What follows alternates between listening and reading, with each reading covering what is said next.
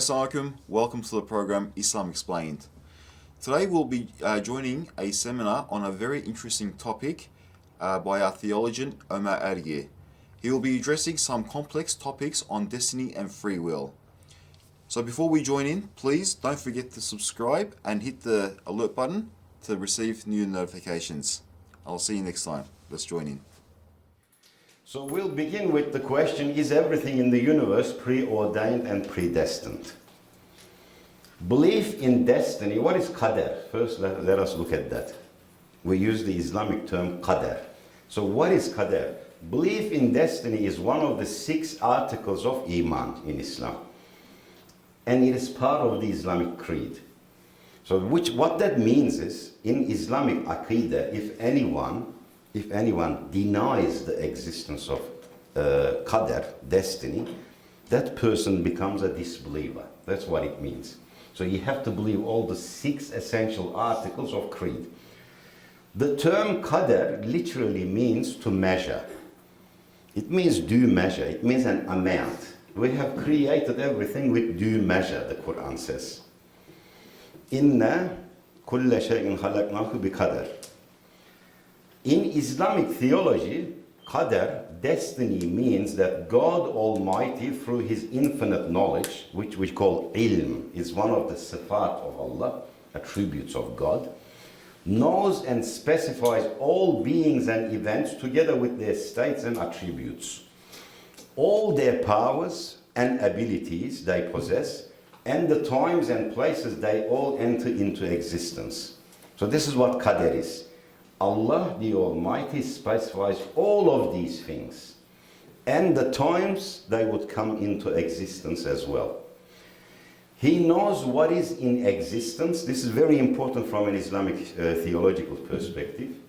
He knows what is in existence, what is in non-existence, and what would happen if they were to brought into existence as well.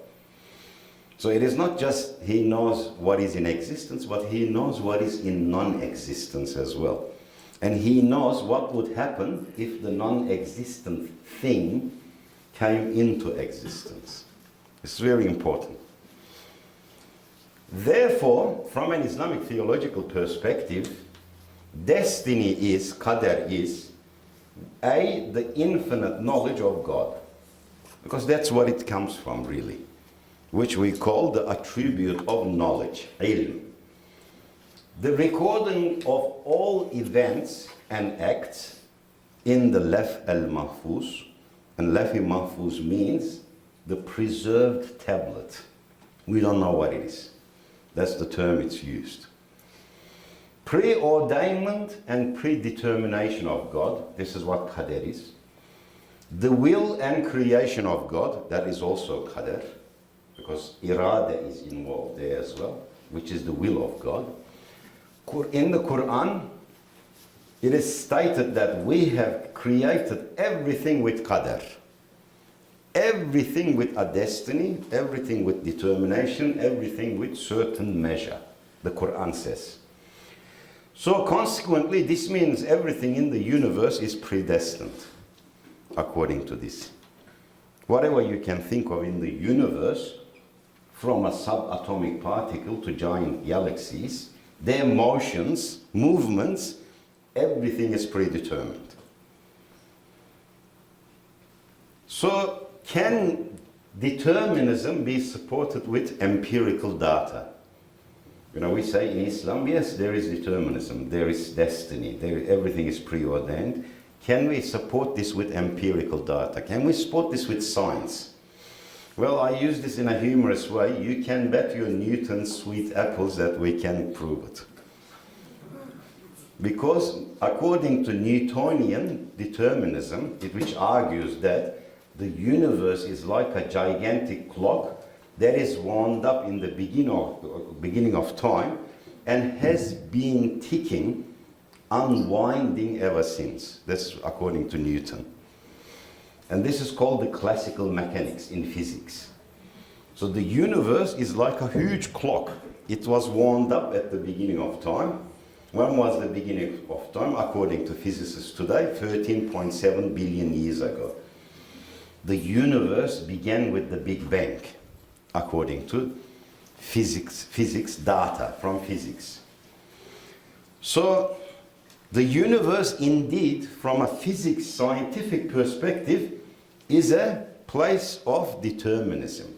Everything is predetermined in the universe. As I mentioned before, classical mechanics clearly indicate that universe is deterministic. Archer, a famous physicist, argues that the macro universe is governed by classical mechanics and that is completely deterministic. What is the macro universe? We're talking about galaxies, star systems, you know. All of these things are deterministic. And it's been established by physics. And we can use a number of examples to establish this here as well. Now, one example is, now we know, for instance, the sun will set on 30th of August 2020. That's 2 years away, isn't it? 2020, you can Google it and have a look, at 5:58 p.m.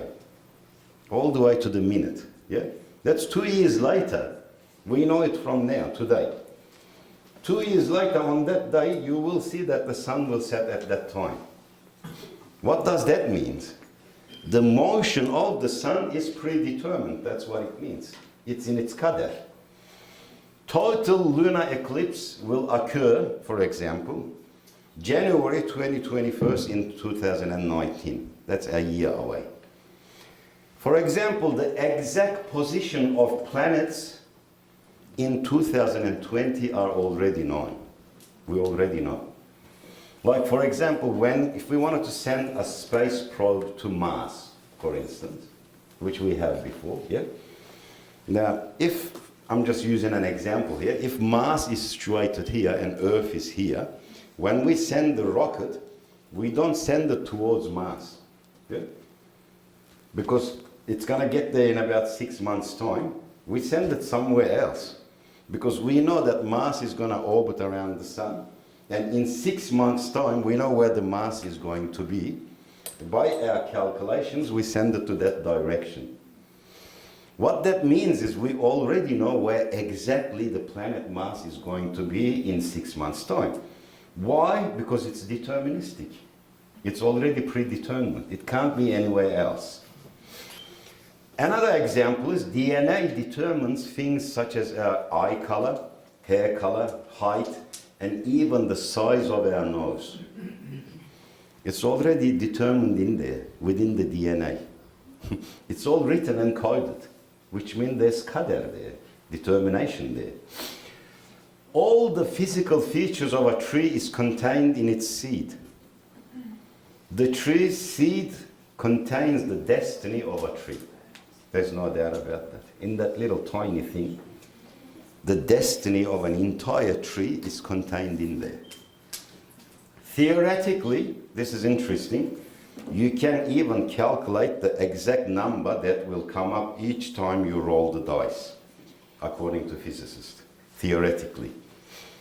Because if you're able to calculate it, the friction, everything, you will calculate exactly what number will come up each time you roll the dice. What that means is the universe is deterministic. There are some examples I used here, for example. The Quran says God has created each thing and determined it with precise determination. And you can see those examples. All of you probably have seen similar things on Google anyway, if you do a research. The golden ratio with human beings. And it's evident in many other things, in galaxies, seashells, and the design around the petals of the flowers. They're all mathematical equations as well, by the way.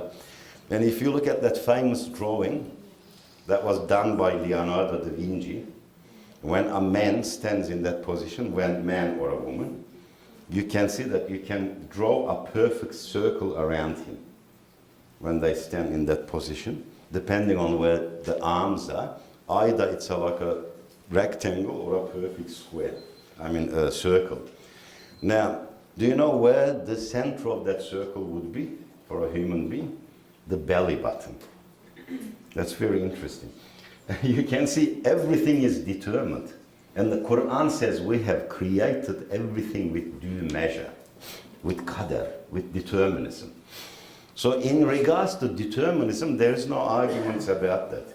Physics accepts this in a macro level.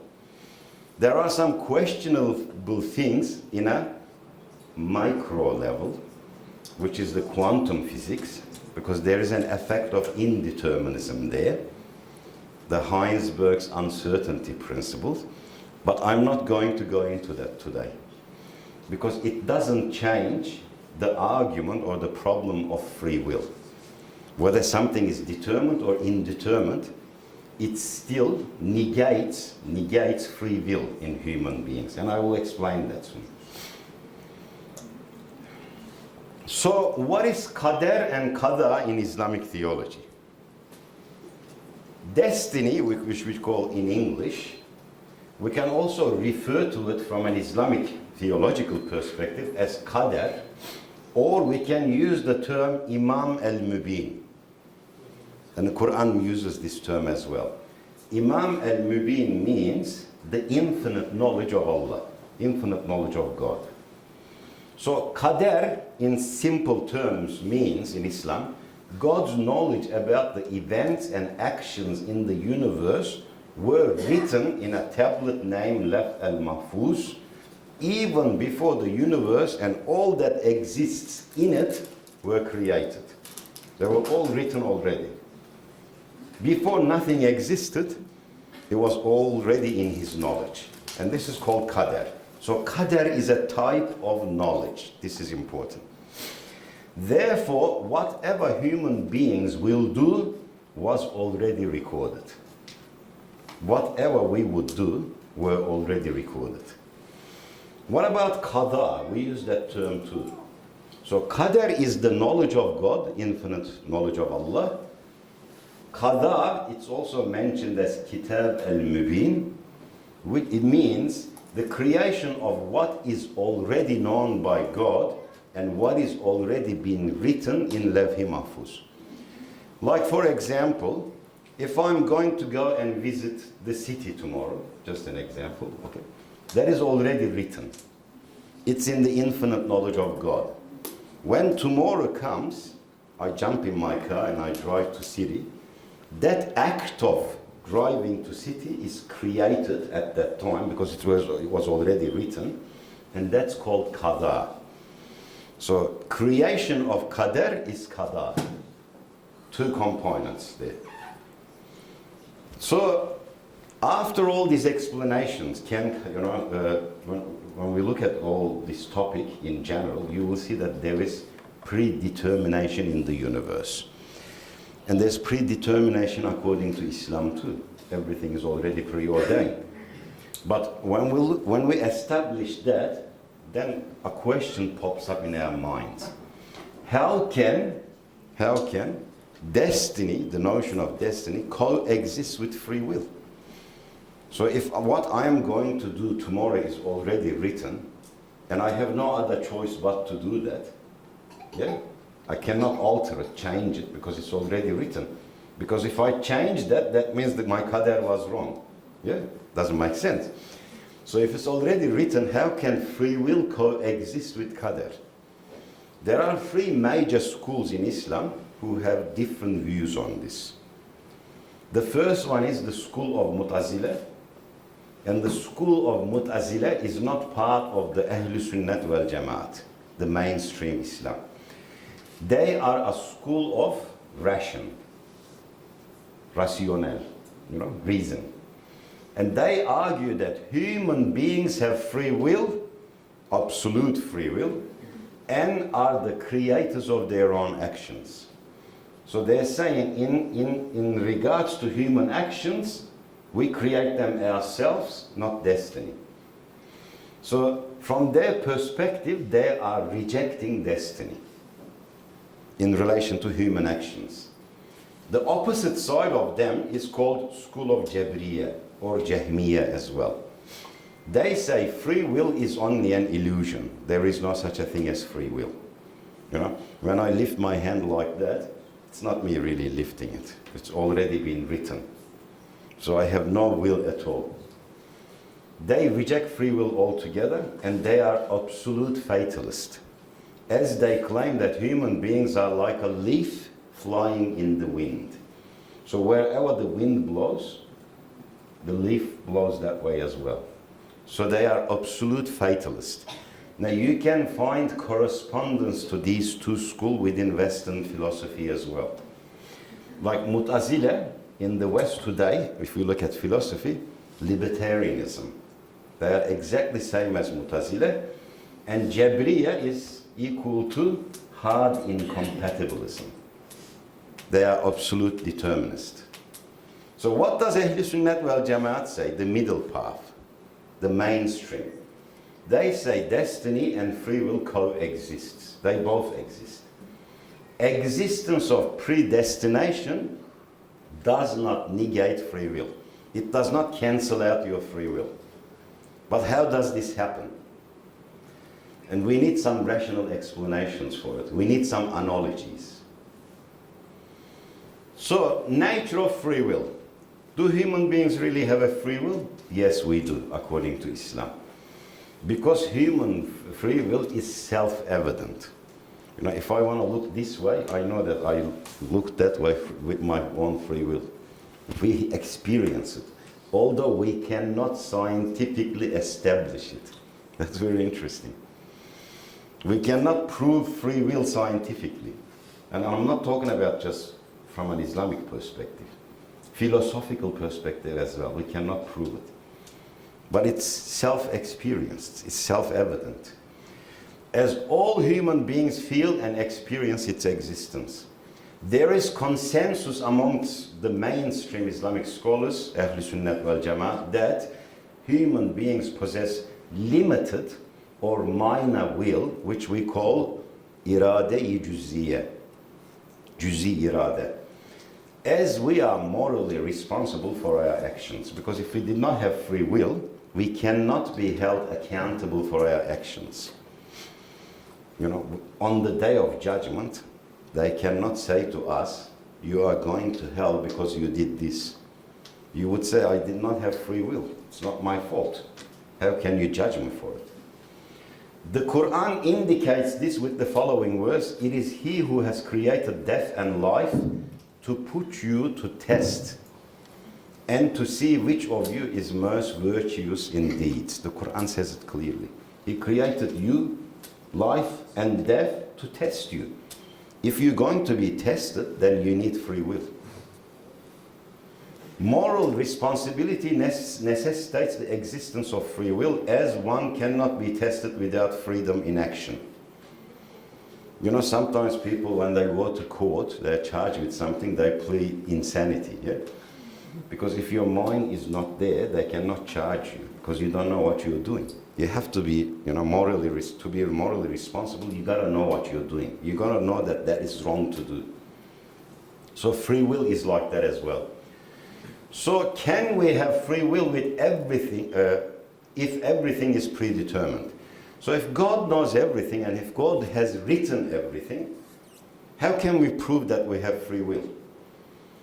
Well, for example, if it is written in John's destiny, I'm going to use some analogies to make it more comprehensible. If it's written in John's destiny that he will die as a disbeliever, how could he be responsible of belief or disbelief? That's the argument they ask a lot, yeah? They say that it was written in his Qadar, in destiny, that John will die as a disbeliever, as a kafir. And John will say on the day of judgment, it's not my fault, it was in my Qadar. You wrote it like that. Then how can you judge me and put me in hell, in punishment? What people most of the time don't understand is this.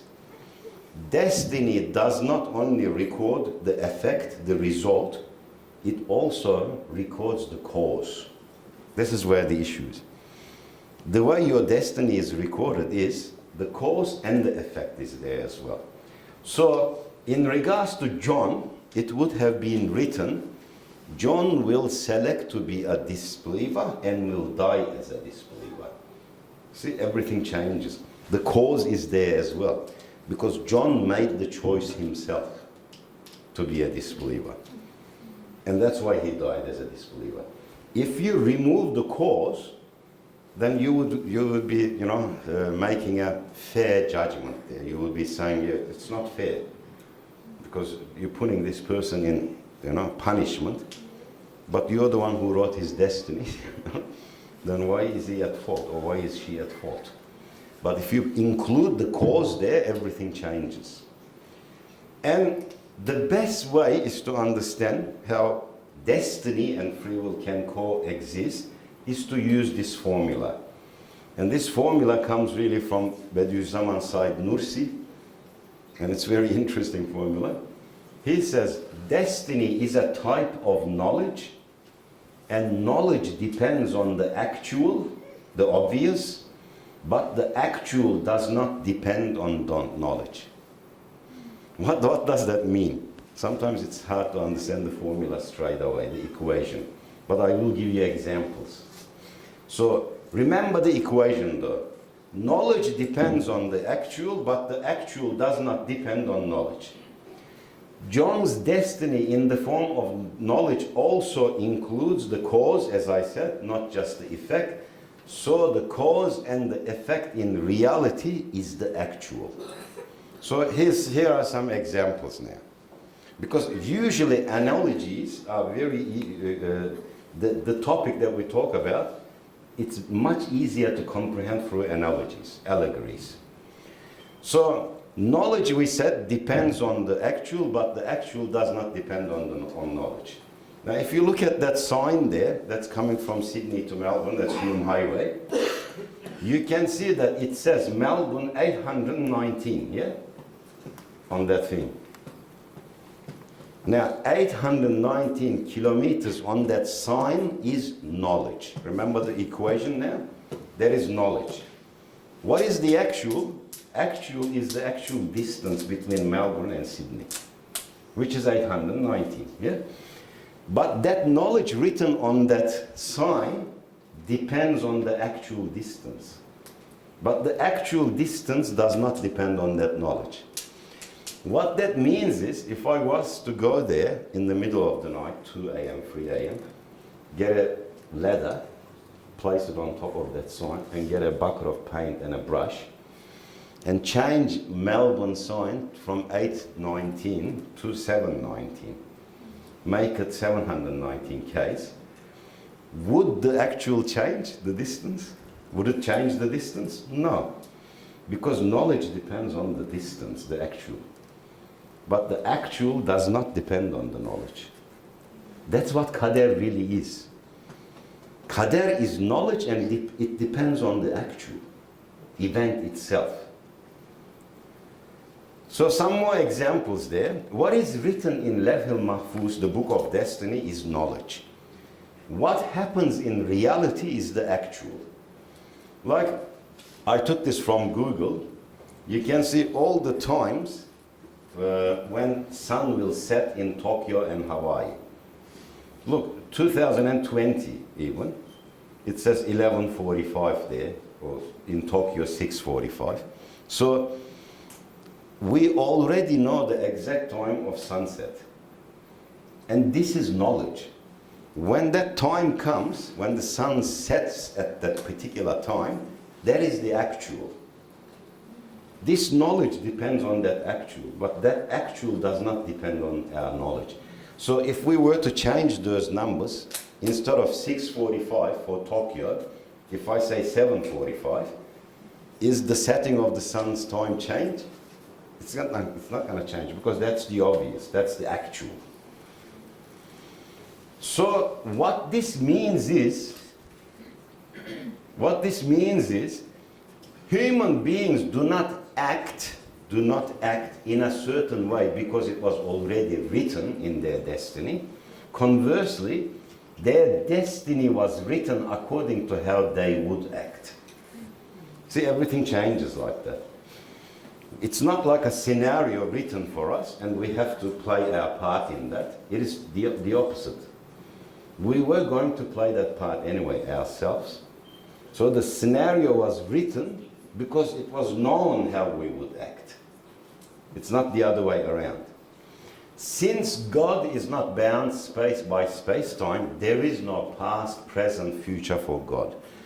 I think the best way to understand destiny, the concept of destiny, is to understand what time is, how time works, from a scientific perspective. So for God, there is no such a thing as past, present, tomorrow, next year. These concepts do not exist for him. For God, everything exists at the same time. Both the past, present, and the future. Since he knows everything at the same instant, he has that infinite knowledge. And that knowledge is Qadar. That knowledge is destiny. That's what we are talking about. I'll give you some examples here. Now, there is a mathematician, German mathematician, called Hermann Minkowski. And if you look at his concept of space-time, you will see that he talks about 3 dimensions for space, and he adds time as the 4th dimension. So what I mean by that is, if you look at 13.7 billion years ago, you'll see it like a space is a slice there. Can you see? I made this myself, by the way. It's like a slice of space there, yeah? And that is the Big Bang. That's when the universe starts. Now, as the universe expands all the way to today, you see the appearance of different slices of space-time. The thing is this, we are here today, 2018, but all those slices at the past, space-time, still exists. They all exist. If Allah, God wished, He can take you out of this slice of space-time and put you back within one of those other space-time slices. So for Allah, for God, everything exists at the same time. And this person, as I mentioned, the mathematician, Hermann Minkowski, if I were to give one example about his space-time understanding, when the Big Bang occurred, now think about an onion, all right? Maybe this is a good analogy for it. Think about an onion. You know that an onion has many, many different slices, yeah? And when you go to the center of the onion, if you think that, just assume this, the center of the onion is the Big Bang, okay? And it has been established that the universe has been expanding ever since the Big Bang. Now, as it expands, a new slice of onion occurs. And each slice on top of that onion represents space-time at a different time. So when we look at, for example, when we look at a distant star from here, let us say the closest star to our star system after the Sun is called Alpha Centauri. It's 4.2 light years away from where we are now, which means light from that star arrives to Earth in 4 years, because light travels at 300,000 kilometers per second. Imagine the distance, 4 light years. The light comes from that star to us in 4 years' time. What that actually means is, when we observe that star, the nearest star, Alpha Centauri, we are actually looking back in time. We are seeing that star as the way it was 4 years ago, not the way it is now. Because light came to us 4 years, it took 4 years to reach us. So if we are looking back in time, that slice of space-time already still exists. For us it may be past, but it still exists. Now, if we can figure out this from our physics and science, now imagine the being who created all this with infinite knowledge. He sees all of those slices of space-time at the same time, at the same instance. See, I did some pictures I took at the bottom too, yeah? You can see 1840, that's a real photo from 1840, yeah? 1950, 1980, 2018, and that's just an assumption, all right? 2050, if it turns out to be like that. Now, we as human beings are stuck in here, 2018. For us, the past has gone and passed. The future has not arrived. It doesn't exist for us. But for God, all right, it's just a thing, example, metaphorical example. He is watching from here, outside of it. So he sees all times at the same time. He can see all slices of time at the same time. And that's called infinite knowledge. And that knowledge we define as Qadar, destiny. Another example, let's have a look at one human being then. All right? Let us say this person was born 1971. 2018, you can see his picture there, all right? And he's going to die 2045, and there's his grave there too, so 2049. You can see that too. Now, for us, this person is stuck in 2018 right now. You can imagine yourself. One cannot go back. It's impossible. And we cannot go forward either, to the future either. But for God, this has already happened. There is no such a thing as time for God. So this has already happened. You know what that means? Everyone in this room has already died. It's a reality. From God's perspective, we're all dead anyway. It already happened. But for us, because we are stuck within this slice of space-time, future hasn't arrived, past is past for us. And I use this example a lot too. If you think about the universe as a book, the book of the universe, that's what it is really. It is a book authored by the Almighty. That's what universe is. Now, if you look at the cover of it, I said time equals 0, the front cover of the book. That's when time began and space began. That's when he created everything. Now we are in this page here.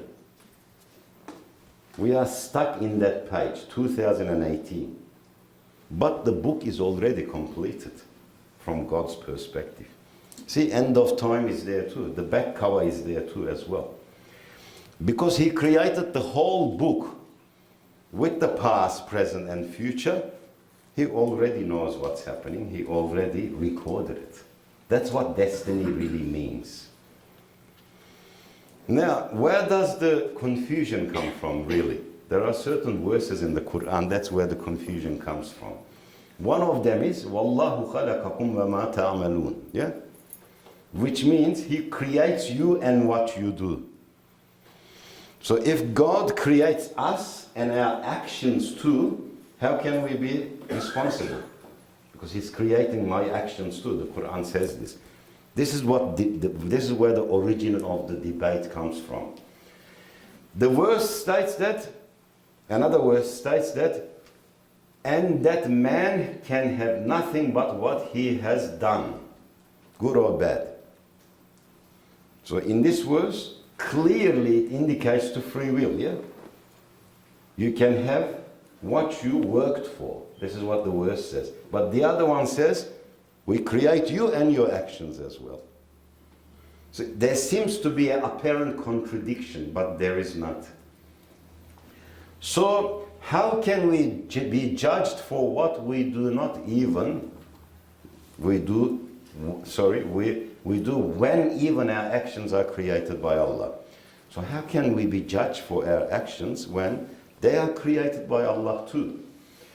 The famous hadith answers this very clearly. إِنَّمَا الْأَعْمَالُ بِالنِّيَّاتِ.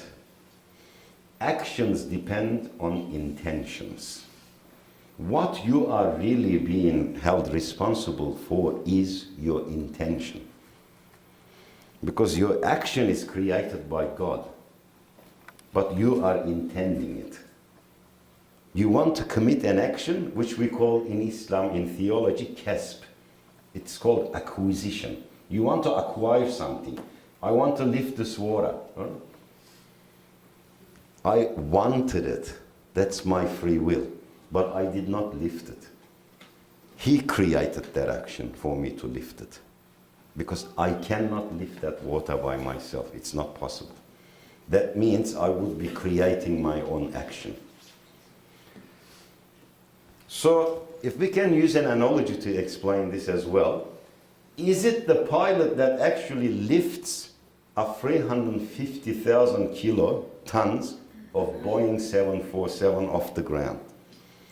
Can you say the pilot is lifting that? You can't, yeah? What is really lifting that plane is the aerodynamic engineering, yeah? The power of the engines, many other factors there, yeah? That's what really makes the plane fly, not the pilot. But pilot is responsible. Why? He's in the controls. Human body is like that too. It's not that we are controlling this mechanism. A million things is occurring right this moment within your body. And you're not even aware of it. At this moment. So you're not really in charge of your body. We are like the pilot. Everything is controlled by someone else, really. The engineering side of it. However, we are responsible because we are piloting it. We are the ones who are making the decisions here. So there is free will there. So, how do we reconcile destiny with free will? First of all, we have to understand that God knows the past, present, and the future. Therefore, He has recorded everything, including human actions. Just because He recorded, it's not why you are doing that act. He knew prior to you committing the act. That's why He recorded it. I use one example, for example, if I had this technology at home, let us say a computer program that no one else has in the world. No one else. With this technology, what I can do is, I can put someone's name on a USB, all right? Ahmed, Mehmet, you know, Fatma, whoever it is. And I can insert that USB into my special computer, and it will show me what that person will do for the next week. Prior to that, it happens, all right? It's just an imaginary thing. Now, if I choose someone from here and I write his name on there and put it into my computer, and on my screen it shows me what that person is going to do for the next week. And I see in 2 days' time this person goes and commits a crime, does something very bad. Now, when they come and get him, arrest him, can he turn around and say, it's his fault, he knew that I would do this? Can he blame me for it? No. I just knew prior to him committing the act that he would commit that act. I didn't make him go and commit that act, yeah? He committed the act with his own free will. So he is to blame, not my knowledge. So you can make a connection, a bridge there between the infinite knowledge of Allah. God does not force you to commit evil things. You do it yourself. But He knows prior to you doing the action with His infinite knowledge. So the will of God is connected to human will in regards to human actions. So there is the kulli irade, which is the absolute will of God, and there is the juzi irade, the minor will of human beings. But they are connected. Because God wills when you will. When you will to do an action, He wills as well. If He doesn't will, you cannot do that act either. He has to will, because nothing will occur without His will. But you are responsible because you asked for it. Now, I'm going to ask one question. I do this all the time when I deliver a presentation about this topic. Now, I'm going to ask that question here as well. To figure out, remember the 3 different schools that I gave you example, Mu'tazila, Jabriya, and Ahl Sunnah al-Jama'at. See how you think. I'm going to figure that out, okay? And be comfortable with it. Now, think about a person, you know, holds a gun to another person's head and pulls the trigger. A scenario. And the other person dies. He is the victim. Okay? Qadar. He dies when this guy pulls the trigger. Now, hypothetically speaking, metaphorically, if this person, the killer, did not pull the trigger, would the victim have still died? Question. Yes. Who said yes? Yes? Any yes? No. Would he still die? No. Well, he will die, but not at the Not spot. at He is No, we're talking about at this spot. Don't go into other.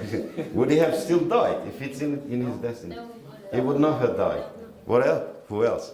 Any other answers? That wasn't his Qadar. Okay. You already know, so you don't answer. How many times I will explain this to you? All right. Let me tell you this now. If you said he would have still died, then you are in the view of Jabriya, not Ahl Sunnah wal Jamaat. If you say he would not have died, you are in the view of Mutazila. Wrong again. You're not in Ahl Sunnah wal Jamaat. You know what Ahl Sunnah wal Jamaat will say? They will say, we don't know. We cannot know if we have died or not. Why? Because the Quran says, La ya'lamu ghayba illa Allah. We don't know the ghaib. We don't know the future. Only He knows. So if He did not pull the trigger, would they have died or not? We don't know. That is Ahl Sunnah wal Jamaat. But the argument here, if you say he would not have died, that would be closer to the truth. You know why? The Mu'tazila view would be a little bit more closer to the truth, because as we said before, Imam Abu Hanifa in his Fiqh al-Akbar says, both the cause and the effect are written. So if you look at that, what is the cause? This man pulling the trigger is the cause. And his Qadar would say, this man will die from a bullet coming out of this man's gun. See, the cause is in there too. If you remove the cause, the effect will be removed too. So that would be more closer to the answer, but the reality is we don't know. Because maybe his life would have ended from another reason there. So we don't know is the correct answer. So human free will, when we say human free will, according to Ahl Sunnah wal Jamaat, there are two towering schools in Aqidah, in Islam, creed. One is the school of Maturidi, the other one is the school of Ash'ari. Both of them, that's the majority of Ahl Sunnah wal Jamaat, both of them say human free will is nominal. Nominal means insignificant. It does not have a physical body. It is very insignificant. It's nothing but an inclination. It is nothing but an inclination because it's only a petition to act. All you do is through your free will, you make a petition to Allah to act certain way. Even if it's moving a finger, He creates that action. But you become responsible for the action because you petitioned it. You asked for it. You cannot blame Allah for it, for creating that action. So destiny was written according to what humans would do. It is not fatalistic scenario where we are cast into the water and we are asked not to get wet. That would be illogical, wouldn't it? If you look at it fatalistic, from a fatalistic point of view, deterministic, it would mean that Allah pushes you into the water and says, don't get wet. There's no logic in that. He puts you in this life, everything is determined, and says, don't sin. But it's already written. See? It doesn't work. So you need free will in order to become morally responsible. So does this mean we can change our destiny? Or we can't change our destiny? This is very important. I know you're going to ask this question, and I already put it up there. All right. Does this mean we could change our destiny? There's a thing called ata in Islam. You know, sometimes they say if you give sadaqah, if you do good deeds and things like that, so you can change your destiny. The answer is yes and no. You know why? Because you can only change your destiny from your own perspective, not from God's perspective. The reason for this is the knowledge of God cannot be altered. If He already knows something, What he knows cannot be changed. You cannot change that. You cannot change the knowledge of God. So when you change something, you are only changing it for yourself. Now, I'll give you one example to make it more comprehensible. See, there's a man standing there. He can take the right way or the wrong way, yeah? Whether he goes right or whether he goes left, according to his own perspective, he will be changing his destiny. But no matter which road he takes, it's already written that he is going to take this road. So you're not really changing what is in the Lawh Mahfuz. You're changing what your perspective of destiny is. To put this into an example, from the time of Hazrat Umar radiallahu anh, the second Khalifa of the believers, rightly guided Caliph, during his time there was an incident when with a group of men, he was traveling to Damascus, Sham. On the way they camped somewhere. And when they were camping there, they saw this man on horseback riding towards them from the destination or the way of Damascus, Sham.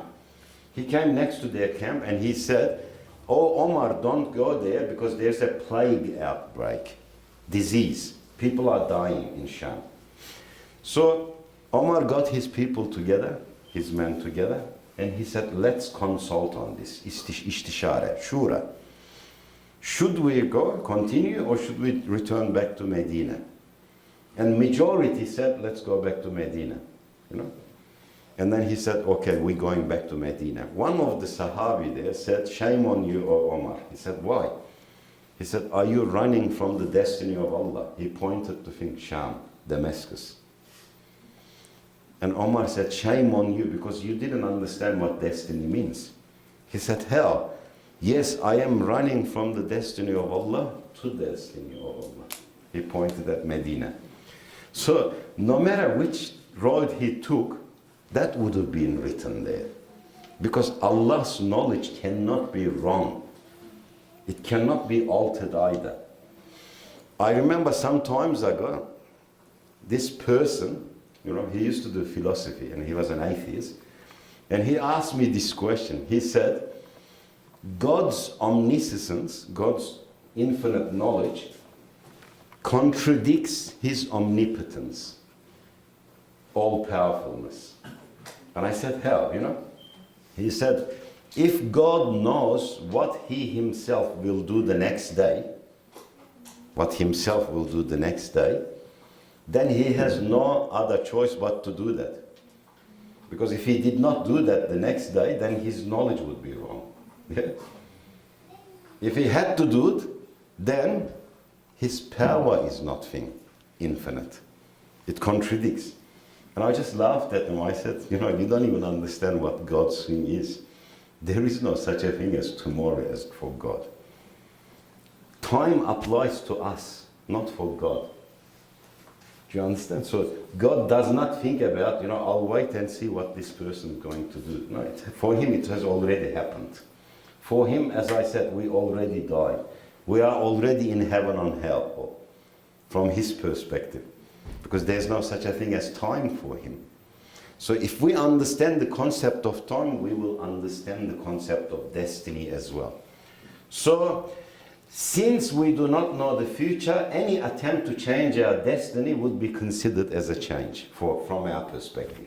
So if there's a man who's using drugs, and everything, and from a probability perspective, probable destiny perspective, this man is not going to live more than 5 years. Suddenly he gives everything up. He becomes a really clean, good person, lives a healthy life, and he lives for another 50 years. Now, from his perspective, he's changed his destiny. But if we were able to look at Lawh Mahfuz, God's destiny, God's knowledge, it would have been written there, he's going to give up drugs, and it was already recorded there. So technically, you're not really changing anything. But from your own perspective, you're changing it. So another argument there is this: you cannot change something that has already occurred. So tomorrow has already happened. A week later has already happened. You cannot change something that has already happened. And that is from God's perspective, not from our perspective. So, how are we doing with time? I don't want to go over my thing. Is it time? Okay, maybe I should stop there, because there was an argument here about evil as well. Maybe 2 minutes, I'll just explain this because this is important. Remember, we asked the question, if God creates everything, does he create evil as well? As you know, in Islam, he creates both khayr and shar, both good and evil. This is a problem that the Mu'tazila had. But what, according to Nursi, what he says is, both good and evil is created by God, but the creation of evil is not evil, committing evil is evil. They are two different things. Creation of evil is not evil, committing evil is evil. For example, he can create something that may have many different purposes, but one of those purposes might seem like evil. And just because of that purpose, we cannot say God created evil. One example quickly, and I conclude. He creates fire. Now, fire has many, many good purposes. Yeah? You can warm yourself, you can use it as a light, you can use it as an energy. Yeah? There's very good things about fire. But if you go and place your hand inside of it, make a kebab out of yourself, right? And then say, God creates evil. Would that be a thing? Good, right argument, correct argument? No. You misused it. That wasn't why it was created for. You misused it. So, God does not commit evil, hasha. But he creates evil because you will it. So if a human being wanted to commit an evil, God will create that as well. Because you cannot create an act yourself. He will create it because he does not cancel your free will. Because if you wanted to do something bad and he stopped it, he didn't allow you to do it, then your free will is cancelled. Then you cannot be morally responsible anymore. See the same dilemma there? So that's why he allows you to commit it.